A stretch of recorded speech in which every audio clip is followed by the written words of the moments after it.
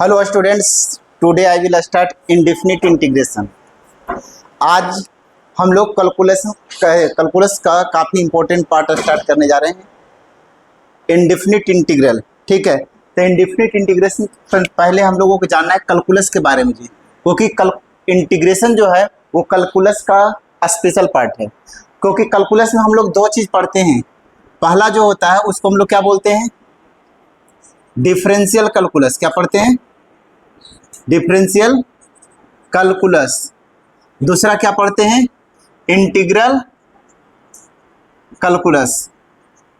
ठीक है, आपने डिफरेंशियल कैलकुलस में क्या क्या चीज आपने पढ़ चुके हैं? पहला चीज आपने पढ़े हैं रिलेशन एंड फंक्शन, पढ़ चुके हैं रिलेशन एंड फंक्शन। ठीक है, relation and function, relation and function. इसके बाद क्या होता है इसमें, प्लस आपने और क्या पढ़े हैं, लिमिट, कंटिन्यूटी एंड डिफरेंशियबिलिटी। लिखिएगा लिमिट, कंटिन्यूटी एंड डिफरेंशियबिलिटी। ये किस में आता है जी?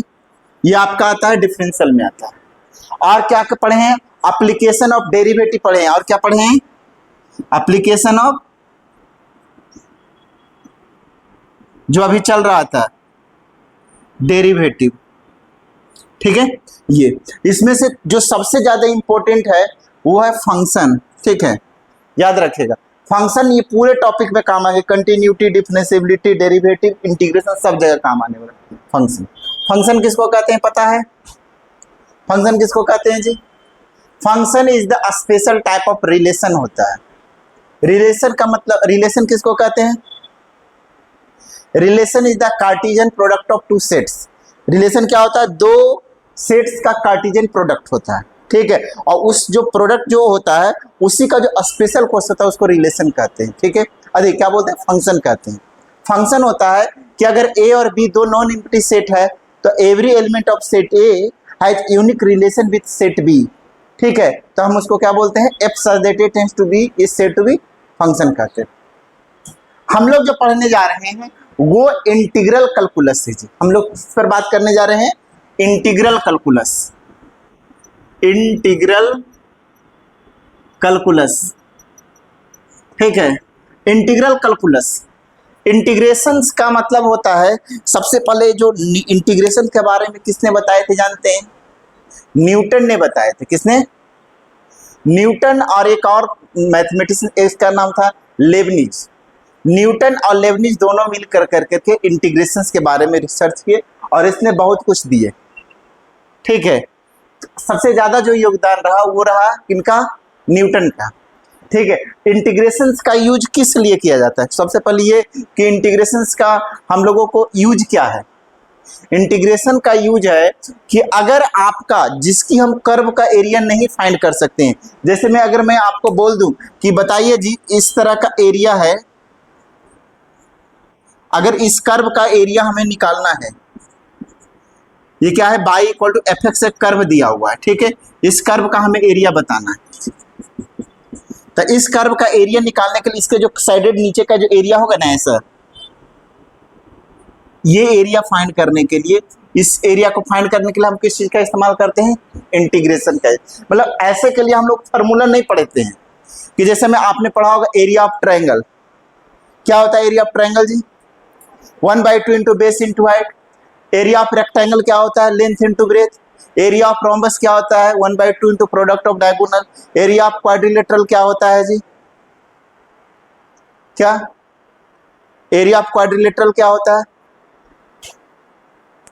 1/2 इंटू, हम लोग क्या करते हैं, मतलब एरिया ऑफ क्वाड्रिलेटरल निकालना रहता है तो दो ट्रायंगल का सम कर देते हैं।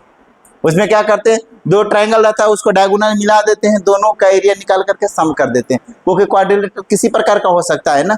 ठीक है, तो इसलिए हम लोग उस कंडीशंस में हम लोग हीरोज फार्मूला लगा करके दोनों एरिया को जोड़ देते हैं तो एरिया ऑफ क्वाड्रिलेटरल निकल जाता है। तो उस तरह का, चूंकि हम लोगों को फार्मूला पता होता है लेकिन ऐसे कर्व का हमें पता नहीं होता। अगर मैं आपको बोल दूं कि बताइए जी इस तरह का एरिया निकालिए, अब इसका फिगर का एरिया, तो ये किस तरह का डायमेंशन है?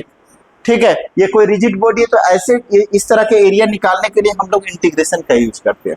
मतलब ऐसे कर्व एरिया जिसको हम लोग ऐसे जनरली फाइंड नहीं कर सकते तो उसके लिए इंटीग्रेशन का इस्तेमाल। इंटीग्रेशन का जो सही मतलब होता है वो होता है समेशन, जोड़ना।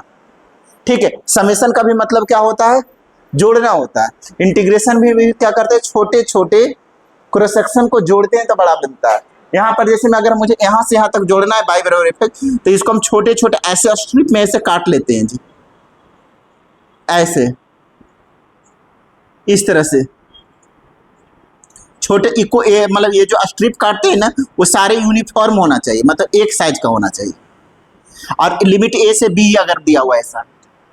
ठीक है, तो एक का एरिया अगर मैं एक स्ट्रिप की बात करूं तो ये स्ट्रिप कैसा रहा होगा जी? ऐसा है, मतलब एक तरह से क्योंकि बहुत छोटा है इसलिए हम इसको नेग्लेक्ट कर देंगे, ऐसा मान लेंगे। क्योंकि बहुत ज्यादा छोटा है ना तो बोलो सर ये तो ऐसा फिगर था, आपने ऐसा बना दिया, ऐसा था ऐसा है, तो बोलोगे सर ये तो कौन सा है? ये बन रहा है, जानते हैं इसको हम लोग क्या बोलते हैं? ऐसा फिगर को क्या बोलते हैं? आपको पता है? किसी को बता सकते हैं? ट्राइपीजियम बोलते हैं। तो ये तो ट्राइपीजियम ऐसा जो है तो नहीं, अब ऐसा रहता है ना तो हम इतना वैल्यू को नेग्लेक्ट कर सकते हो। क्यों? क्योंकि मतलब बहुत ज्यादा मतलब स्मॉल क्वांटिटीज थी, तो हम इसको हम ऐसे कर करके मान लेंगे तो ये क्या हो जाएगा? एक रेक्टेंगल फॉर्म होगा। तो एक एरिया क्या होता है? Length into breath. मान लीजिए स्ट्रिप जो है इसका नाम dx नाम देते हैं। क्या नाम देते हैं? और ये जो है ये बाई है, तो एरिया कितना हो जाएगा? Length into breath by dx हो जाएगा। क्या हो जाएगा? अब ऐसा ऐसा कहां से कहां तक? ए से बी तक है, तो इंटीग्रेशन करना रहेगा पूरे एरिया को, तो हम क्या लिख सकते हैं? एरिया पर इंटीग्रेशन ऑफ ए से लेकर के बी, अब बाई dx कर दोगे। अब बाई का वैल्यू क्या है? तो क्या हो जाएगा? Area equal to 1/2 into F D. एक का एरिया निकाल देंगे, मतलब एक स्ट्रिप का ये बाई है, बाई का वैल्यू, और ये dx नाम का स्ट्रिप काटे। अब ऐसा ऐसा dx कितना दूर है? ए से लेकर बी तक, तो एक का एरिया निकाल करके उसको ए से बी लिमिट कर दिए तो ये सारे एरिया पूरा का हो गया। तो एरिया निकालने में हम लोग सबसे ज्यादा यूज करते हैं इंटीग्रेशन का यूज किया जाता है। ठीक है, तब यहाँ पर हम लोग जो सबसे पहले जाने ये तो है ये जो इस तरह के जो इंटीग्रेशन होता है ना इसको बोलते हैं definite integration. Definite integration gives unique value, इसका जो एग्जैक्ट वैल्यू निकलता है। लेकिन जो इनडिफिनिट इंटीग्रेशन होता है इसकी एग्जैक्ट वैल्यू नहीं होते हैं, इसकी इनफाइनाइट सॉल्यूशन हो सकते हैं। इसलिए हम जब इंटीग्रेशन करते हैं इंडिफिनिट का, जैसे मैं कहेंगे कि sin x का इंटीग्रेशन कितना होता है तो माइनस कॉस एक्स अब प्लस सी लिखते हैं। सी का मतलब क्या होगा? सी का मतलब होता है कोई constant equal to 1 to arbitrary constant बोलते हैं। सी का वैल्यू 1 भी ले सकते हो, 2 भी ले सकते हो, 3 भी ले सकते हो, कुछ भी ले सकते हो। ठीक है, तो सबसे पहले जो हम लोग बात करने जा रहे हैं, हेडिंग लिखिएगा इनडिफिनिट इंटीग्रेशन। ये जो इंटीग्रेशन में हम लोग दो चीज पढ़ेंगे। क्या क्या चीज पढ़ेंगे इसमें जी? सबसे पहला पढ़ेंगे हम लोग इनडिफिनिट इंटीग्रेशन। इनडिफिनिट इंटीग्रेशन, इसको हम लोग क्या बोलते हैं? Definite integration. इसके बाद हम लोग पढ़ेंगे एप्लीकेशन ऑफ इंटीग्रल।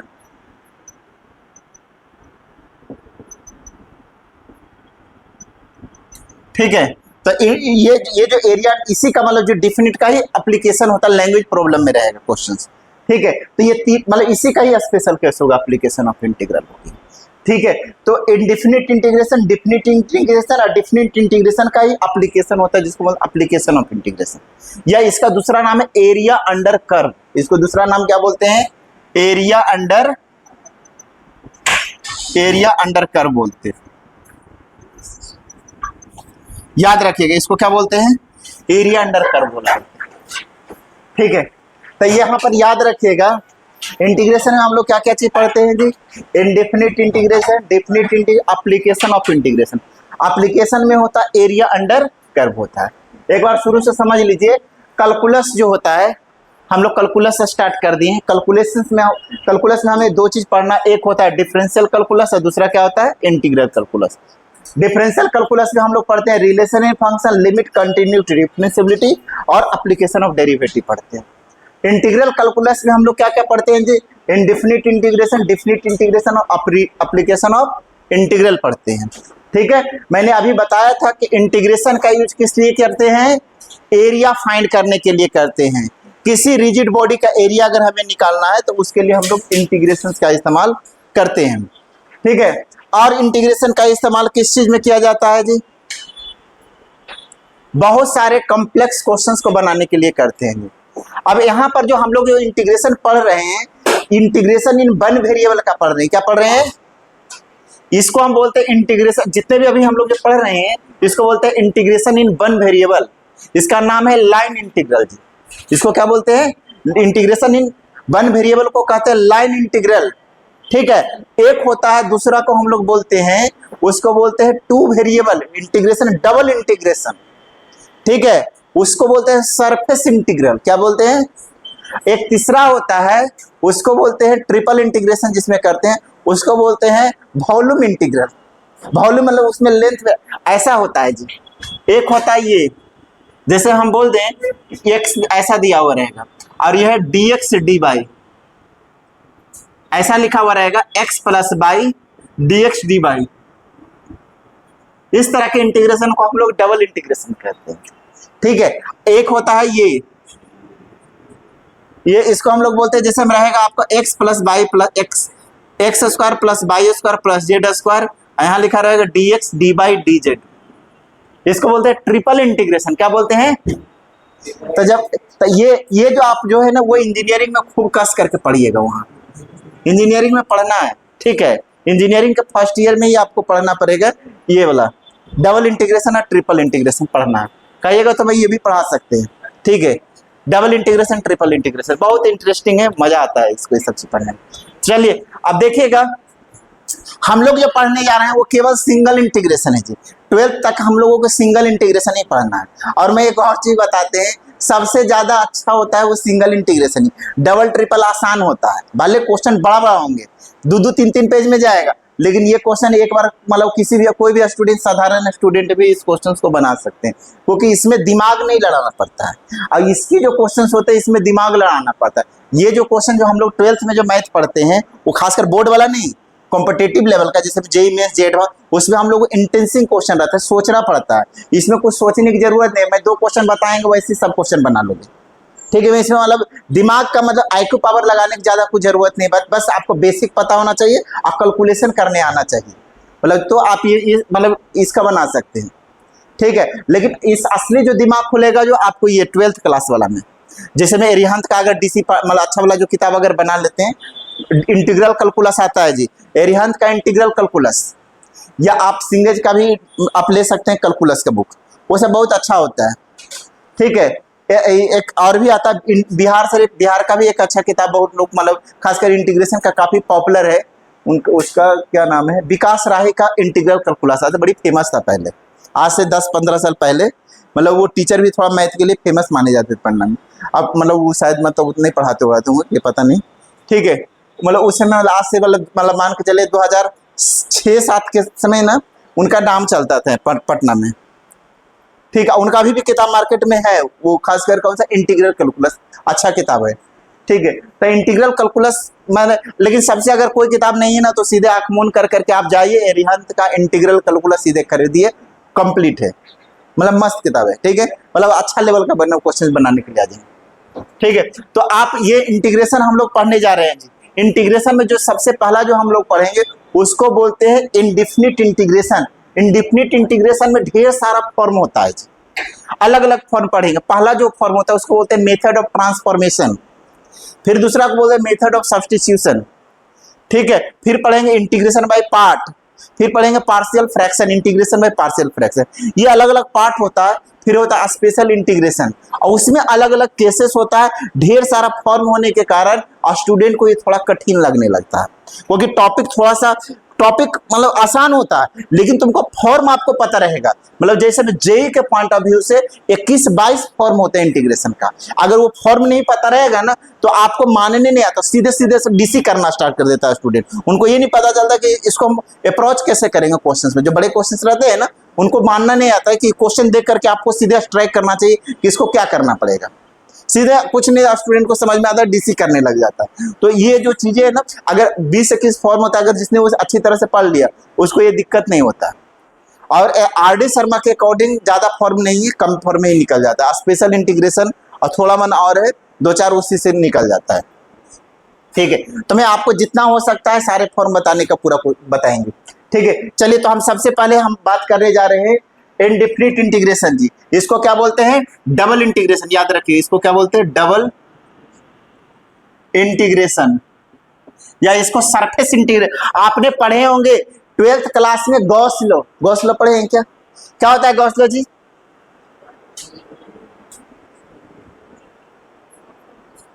क्या होता है गॉस लॉ?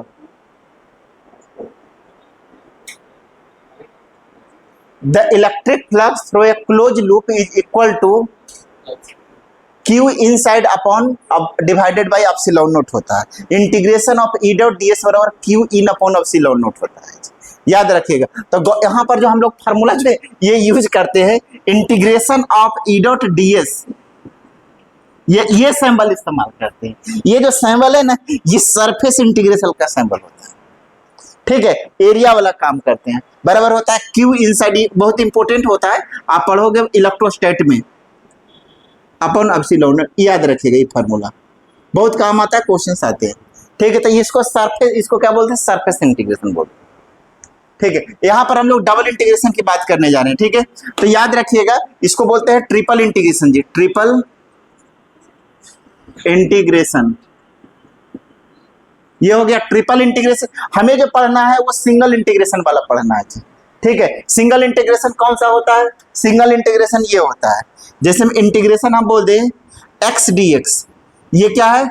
सिंगल इंटीग्रेशन है जी। इसको हम लोग सिंगल एक वाला, एक डंडी लगाते हैं ऐसा। ठीक है, ये जो सिंबल है ना, ये इंटीग्रेशन का सिंबल होता है जी। डीएक्स क्यों लगाते हैं? क्योंकि एक्स की, इसके डीएक्स मतलब डीएक्स के रिस्पेक्ट में एक्स को इंटीग्रेशन किया जाता है। यहाँ पर है जो डीएक्स और डीवाई मतलब एक्स के रिस्पेक्ट और वाई के रिस्पेक्ट। यहाँ दो वेरिएबल है, पहले एक्स के रिस्पेक्ट इंटीग्रेट करेंगे, फिर वाई के रिस्पेक्ट करेंगे। ये दो वेरिएबल वाला होता है। तो चलिए पहले इतना नोट कीजिए, उसके बाद हम लोग स्टार्ट करेंगे जी इंटीग्रेशन इंडेफिनिट से।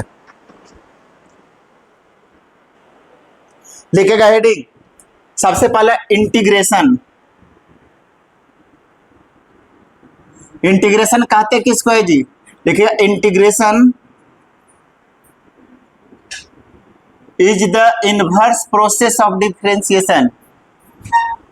Process of differentiation. इंटीग्रेशन जो होता है, integration is the inverse process of differentiation, is called integration. अब ध्यान दीजिएगा जी, जैसे में हम लोग जो पढ़ने जा रहे हैं इसको हम बोलेंगे इंडेफिनिट इंटीग्रेशन। हेडिंग लिखे इंडेफिनिट इंटीग्रेशन, लिखिएगा इंडेफिनिट इंटीग्रेशन। ठीक है, integration is the inverse process of differentiation. Formula लिखे d upon D x, five x plus अगर सी रहेगा तो इसका डिफरेंशिएशन फाइव डैश एक्स होता है। याद रखिएगा, कांस्टेंट का डिफरेंशिएशन जीरो होता है। तो अगर कोई बोल दे integration of five dash x dx का इंटीग्रेशन क्या होता है, तो फाइव एक्स प्लस सी, ऐसा। इसका डिफरेंशिएशन ये होता है, तो इसका इंटीग्रेशन ये होगा।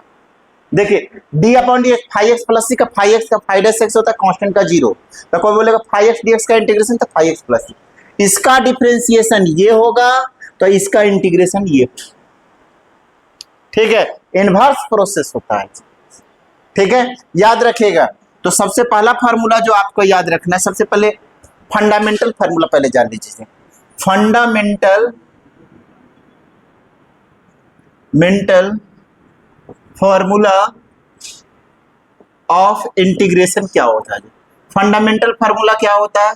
जैसे integration of f1x plus f2x up to dot dot plus fnx dx अगर ऐसा रहता है, ऐसा लिखा हुआ रहता है, हम क्या करते हैं जी, इंटीग्रेशन को बांट देंगे। क्या करेंगे? यहाँ पर प्लस माइनस लगा दीजिएगा ऐसा, तो इंटीग्रेशन सब में बांट देंगे और dx भी डिस्ट्रीब्यूट कर दिए।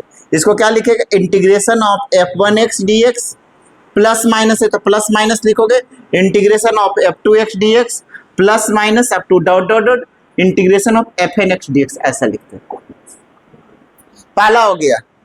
दूसरा अगर ऐसा लिखा हो रहेगा integration of F X plus G X into D X लिखा हो रहा है ऐसा, तो क्या लिखोगे integration F X G X, ऐसा लिखोगे integration of F X into D X plus integration of G X into D X लिखा जाता है। दोनों में इंटीग्रेशन बांट देंगे, ठीक है। नेक्स्ट है तीसरा है इंटीग्रेशन ऑफ के इंटू एफ एक्स, अगर डी एक्स रहता है के कांस्टेंट होता है तो के को बाहर निकाल देंगे, integration of F x d x होता है। याद रखिएगा इस पर, ठीक है, ये नोट कर लीजिएगा। इसके बाद लिखिएगा basic formula of integration.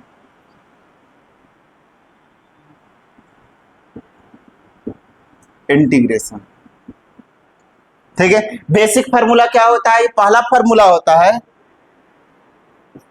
D upon D x C, zero होता है। डी अपॉन डी एक्स सी का वैल्यू क्या होता है? जीरो। सी का मतलब होता है वेयर सी इक्वल टू लिखिएगा c equal to any arbitrary constant, any arbitrary constant. Arbitrary constant का मतलब क्या होता है जी? सी का मतलब होता है 1 2 3 कुछ भी ले सकते हैं, ए बी सी ये सब सारे कांस्टेंट वैल्यू होता है। तो कांस्टेंट का डिफरेंशिएशन जीरो। एग्जांपल समझिएगा इसका, अगर कोई बोल दे डी अपॉन डी एक्स 2 का डिफरेंशिएशन कितना होता है? Zero. D upon D X B का डिफरेंशिएशन कितना होता है? Zero. D upon D X 100 का डिफरेंशिएशन कितना होता है? जीरो। कोई भी कांस्टेंट रहेगा D upon D x F का डिफरेंशिएशन कितना होगा? तो जीरो। कोई भी कांस्टेंट रहे उसका डिफरेंशिएशन क्या होता है? जीरो होता है। कोई भी अगर कांस्टेंट वैल्यू है, यहाँ पर आपके यहाँ कांस्टेंट है, कोई भी कांस्टेंट वैल्यू रहता है ना उसका डिफरेंशिएशन क्या होता है? जीरो होता है। यहाँ पर बी सी, यहाँ सी नाम देते हैं जी, ऐसा आपको लगा फंक्शन नहीं है, c a b c constant value है, ए बी 1 2 3 ए बी सी ऐसा कुछ भी लिख सकते हैं।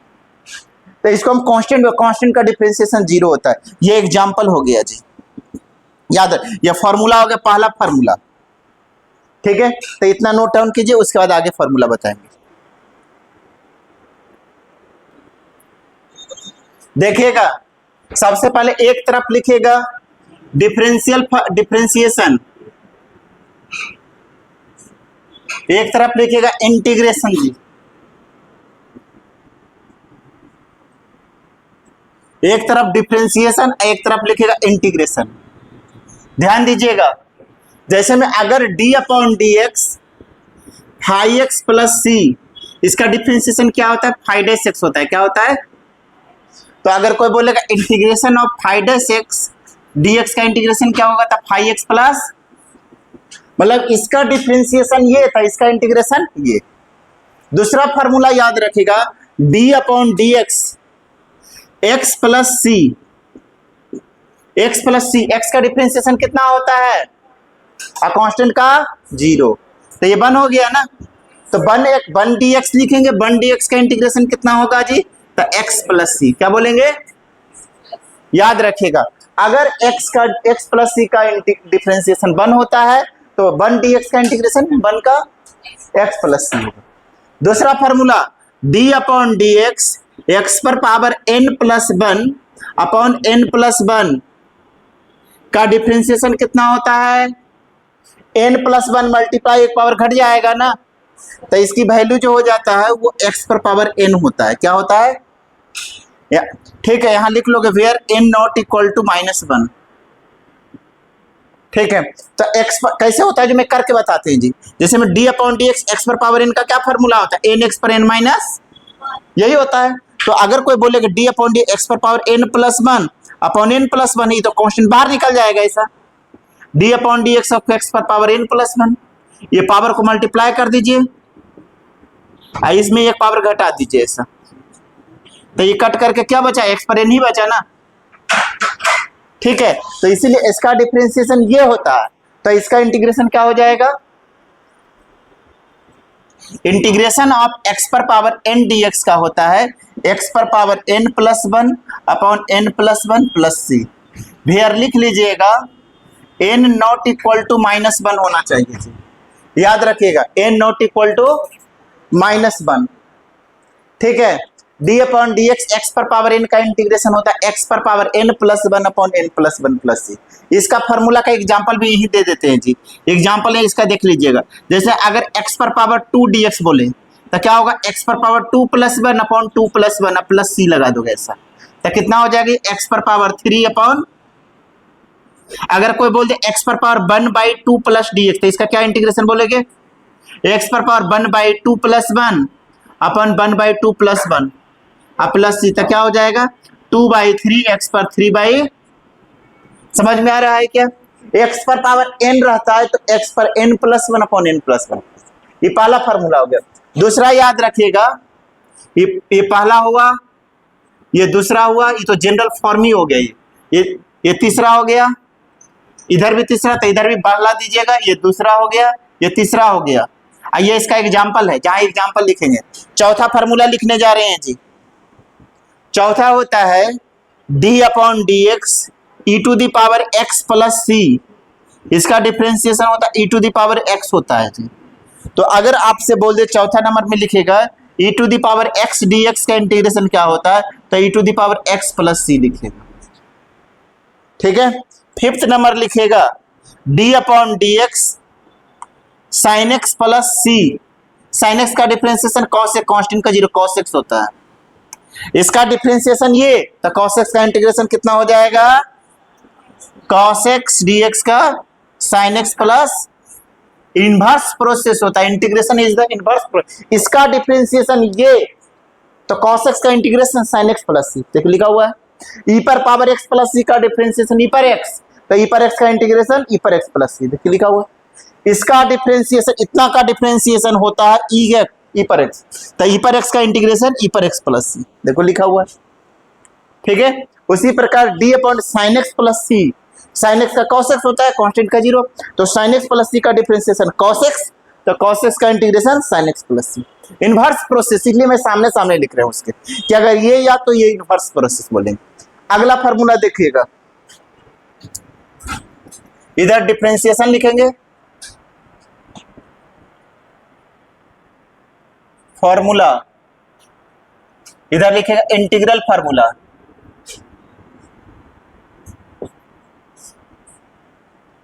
यहां लिख लीजिए इंटीग्रेशन फॉर्मूला,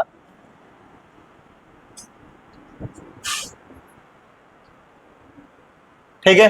तो देखिएगा नेक्स्ट फार्मूला लिखने जा रहे हैं 6 नंबर में, d upon D x tan x plus सी का डिफरेंशिएशन कितना होता है जी, बताइए। tan x का क्या होता है, सेक स्क्वायर एक्स होता है, क्या होता है, सेक स्क्वायर एक्स, कांस्टेंट का जीरो, तो कोई बोलेगा सेक स्क्वायर एक्स का इंटीग्रेशन कितना होता है, तो tan x प्लस सी, याद रखिएगा। अब नेक्स्ट बताने जा रहे हैं d upon D x cos x plus c, cos x का डिफरेंशिएशन कितना होता है, माइनस साइन एक्स, कितना होता है जी। अब माइनस को पहले इधर भेज दीजिए, माइनस को इस साइड भेजिए, तो माइनस कॉस एक्स हो जाएगा, तो साइन एक्स का इंटीग्रेशन कितना हो जाएगा जी, माइनस कॉस, क्योंकि पहले माइनस को इधर भेजता, साइन का integration minus cos x plus, याद रखिए इसका डिफरेंशिएशन ये, तो इसका पहले माइनस इधर भेज देते हैं, तो साइन एक्स का माइनस कॉस एक्स प्लस, ये 7 नंबर हो गया, तो इधर भी लिखिएगा 6 7। 8 नंबर लिखिएगा D upon D x cot x plus c, cot x का होता है माइनस कॉस का स्क्वायर, ये होता है जी, इसका कॉट का माइनस कॉस का स्क्वायर होता है, माइनस को इधर भेज दीजिए, तो बोलेंगे कि 8 नंबर में लिखिएगा कॉस का स्क्वायर एक्स डी एक्स का इंटीग्रेशन कितना होता है, तो माइनस कॉट एक्स प्लस सी, माइनस को इधर भेज देंगे। 9 नंबर लिखेगा डी अपॉन डी एक्स ए पर पावर एक्स, ए पर पावर एक्स का डिफरेंशिएशन कितना होता है जी, ए पर पावर एक्स, इसका डिफरेंशिएशन होता है ए पर पावर एक्स अपॉन लॉग ए, इसका डिफरेंशिएशन होता है ए पर पावर एक्स होता है, क्योंकि ए पर एक्स का ए पर एक्स लॉग ए होता है, लॉग ए से लॉग ए कट करे ए पर एक्स, यहाँ पर प्लस सी लगा दीजिए, तो इसका वैल्यू ए पर एक्स होता है।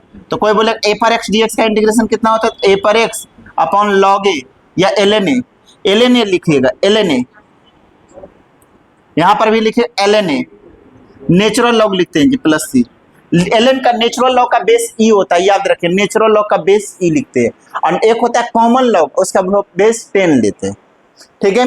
10 नंबर में लिखिएगा D upon D X sec X का डिफरेंशिएशन होता है sec X into tan X, क्या होता है, sec X into tan X, ये हो गया 9 नंबर। तो इधर 10 में लिखेगा integration of sec X into tan X, इसका क्या होता है integration sec x plus C. इतना नोट डाउन कर लीजिए सब लोग। इनवर्स प्रोसेस होता है कि टेन एक्स प्लस सी का सेक स्क्वायर एक्स, तो सेक स्क्वायर एक्स डीएक्स का ten x plus c, cos x plus सी का माइनस साइन है तो माइनस को पहले इधर ही भेज दीजिए, तो साइन का minus cos x plus, cot x का माइनस कॉस एक्स स्क्वायर होता है, तो माइनस को पहले इधर भेजिए, तो कॉस एक्स स्क्वायर का minus cot x plus. A पर एक्स का क्या होता है, ए पर एक्स लॉग ए होता है डिफरेंशिएशन, याद पहले से लॉग है ना बेस में, तो लॉग से लॉग कट जाएगा तो ए बचेगा ए पर एक्स। तो ए पर एक्स का इंटीग्रेशन ए पर एक्स कौन ln ए, ln ए मतलब नेचुरल लॉग बोलते हैं। सेक एक्स प्लस सी का sec X into tan X होता है, तो sec X into tan X का सेक एक्स प्लस सी, इतना नोट कीजिए।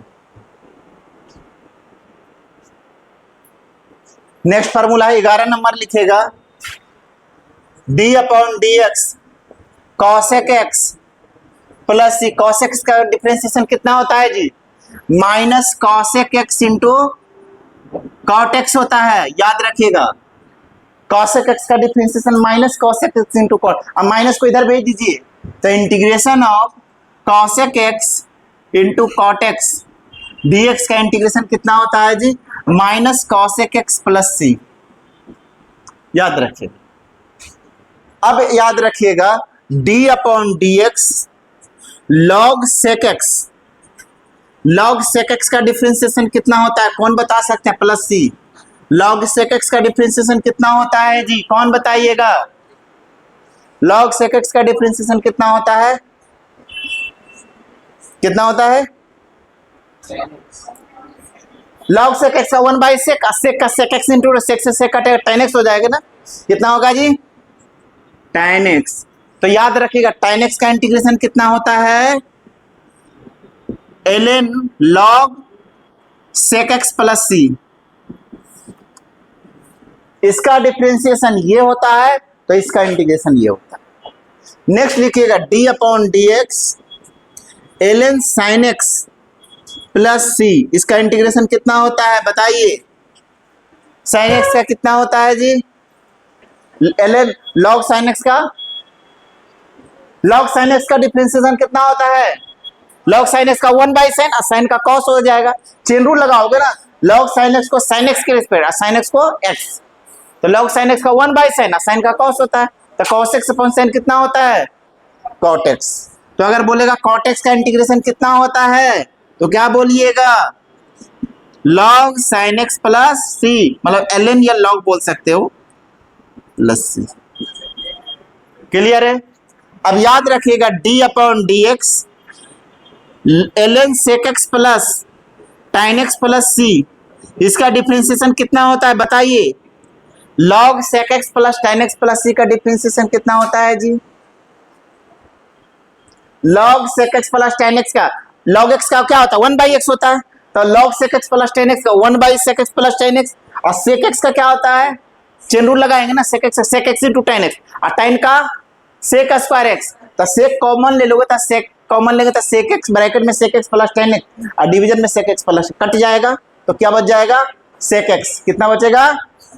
तो अगर हम बोल दें कि integration of sec x d x का इंटीग्रेशन कितना होता है तो बोलोगे ln sec x plus tan x plus c. Next लिखिएगा d upon D x log cot x, log cosec x minus cot x plus c, इसका integration कितना होता है जी,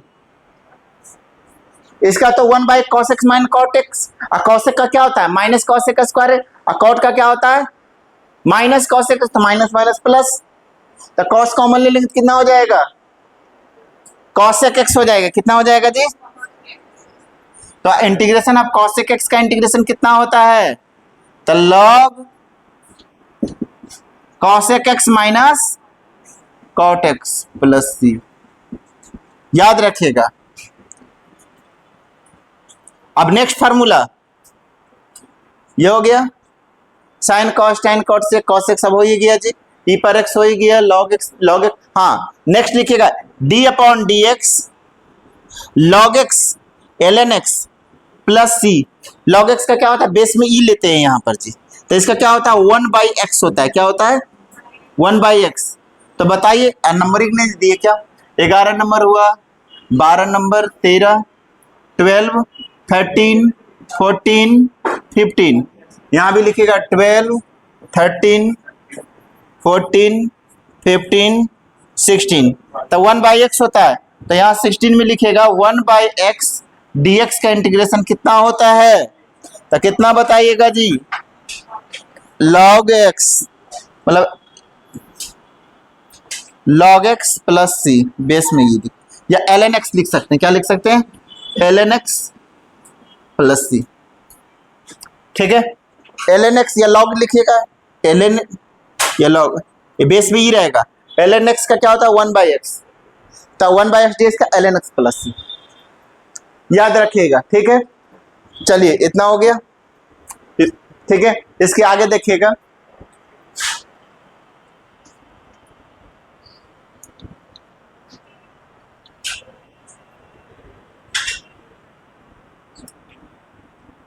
देखिएगा पहला फार्मूला जी क्या होता है, कितने नंबर हो गया 17 नंबर, देखिएगा 17 क्या हो गया कॉस है। अब हम लोग जानेंगे कुछ इनवर्स के फार्मूले जी। पहला लिखिएगा d/dx sine inverse x plus सी का क्या फार्मूला होता है, तो क्या बोलिएगा 1/√1 माइनस एक्स स्क्वायर होता है, याद रखिएगा। तो अगर कोई बोलेगा 1/√1 माइनस एक्स स्क्वायर dx का क्या होता है, तो sine inverse x plus. 18 number देखिएगा d/dx cos inverse x plus सी का क्या होता है, -1/√1 माइनस एक्स स्क्वायर। तो -1/√1 माइनस एक्स स्क्वायर dx का क्या होगा, cos inverse x plus c. 19 number में लिखिएगा d/dx tan inverse x plus सी का कितना होता है जी, 1/1 प्लस एक्स स्क्वायर। तो integration 1/1 plus x square dx का tan inverse x plus c. तो 19 नंबर में लिखा d/dx cot inverse x plus सी का कितना होता है, -1/1 प्लस, तो -1/1 प्लस एक्स स्क्वायर dx का क्या होता है, कॉट इनवर्स x प्लस सी। 20 नंबर लिखिएगा d/dx ऑफ, यहाँ लिख देंगे 17, 18, 19, 20। 21 d/dx sec inverse x, sec inverse x plus सी का कितना होता है जी, तो 1/mod(x√x² माइनस 1। तो 21, 19 हुआ ना, 18, 19, ये 20 है, ये 21 है। तो 21 नंबर में लिखेंगे इंटीग्रेशन 1/mod(x√x² माइनस 1 dx, इसका होता है sec inverse x plus c. 22 में लिखेंगे d/dx cosec inverse x plus सी का होता है -1/mod(x√x² माइनस 1। तो 22 में लिखेंगे माइनस में 1/mod(x√x² minus 1 dx equal to sec inverse, क्या हो जाएगा cosec inverse x plus C. Note कर लीजिए इसको जी, इनवर्स प्रोसेस आ रहा है, ये नोट कर लीजिएगा। पहला क्या है 1 plus cos 2x equal to 2 cos square x होता है। हाँ एक और तो लिखे sin 2x जो सबसे ज्यादा यूज होने वाला है, 2 sin x into cos x होता है।